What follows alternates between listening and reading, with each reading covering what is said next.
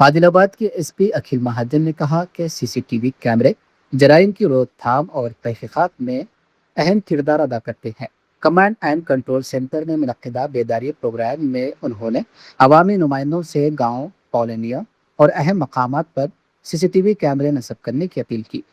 Municipal chairperson Bhandari Anusha ने भी इस मुहिम में मुकम्मल ताउन का यकीन दिलाया है।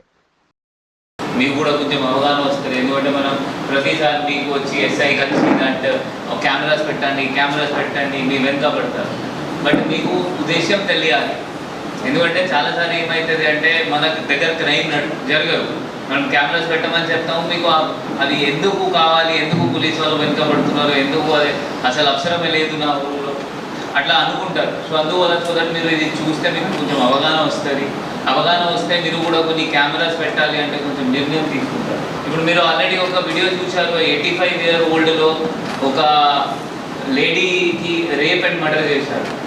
ఇప్పుడు ఇది థెఫ్ట్ కేసు.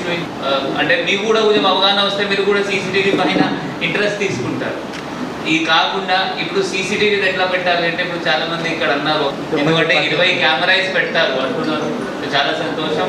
అది కాకుండా ఇప్పుడు ఎవరి దగ్గర అంటే మేబీ చాలా మంది సర్పంచులు, వార్డ్ మెంబర్స్ మేబీ అంతా రీచ్ లేదు. సో నేను మీ సొంత డబ్బు పెట్టండి అట్లా నేను చెప్పట్లేదు.